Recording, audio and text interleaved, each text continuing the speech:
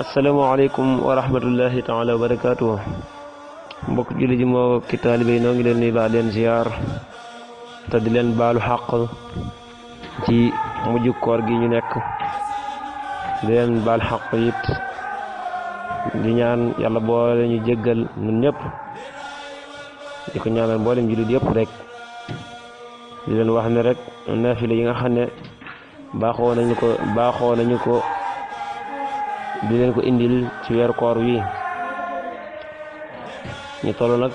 ci guddi gu mujj gi muy guddi fanweer gi di guddi goo xam ne nag dañ ko jagleel ñaari naafila ne la boo jullee gii waaye la ci yàlla dana ci defal lii ba noppi nag ne la waaye it amaan na benn gu nekkaat ni nga xam ne boo ko jullee moom it yàlla dana ci defal lii mu nekk ñaari julli néewu le nag julli ñaar yëpp door koo matal waaye julli ñaar yëpp mooy gën ngir bu ci ne nga dabu lañu ca digge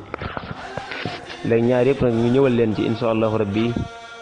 bu njëkk gi ñaata rakkan lay doon ak lu ñu cee tari juróom benn rakkan lay doon bu njëkk gi juróom benn rakkan lay doon rakkan bu ci ne boo taree Faatiha ba noppi teg ca qul huwallahu ahad fukki yoon ak benn rakkan bu ci ne moom juróom benn rakkan yooyu 6 rakkan teg ca Faatiha waaw boo jàngee Faatiha ba noppi boog astaghfirullah dañ ci def qul huwallahu ahad fukki yoon ak benn 11 fois fukki yoon ak benn sëñ sama bu neen ki def loolu yàlla dana ko tabaxal ak kër dana ko tabaxal ak kër ci aljana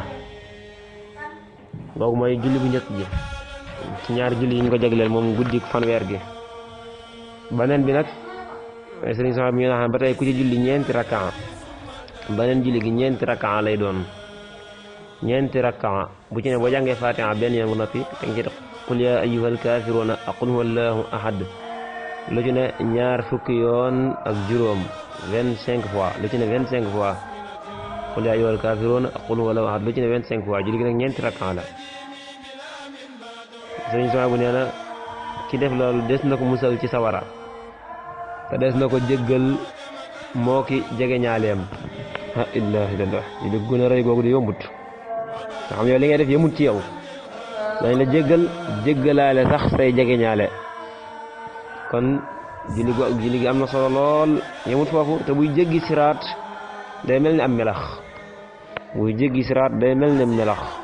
kon julli gu am solo la di leen baaluwaale xaq rek ci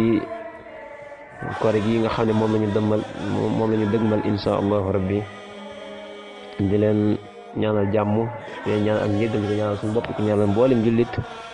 asalaamaaleykum wa rahmatullahi taala wa barakaatu di ñaan képp koo xam ne yaa ngi doon teewlu nafile yi nga ñaanal mboolem jullit rek yàlla may nu ak wér may nu mboolem xaaja yi rek mu fajal nu ko te jéggal nañu ñëpp rek ñaanal ko mboolem jullit insha allah rabbi wasalaamu aleykum wa rahmatullahi taala wa barakaatu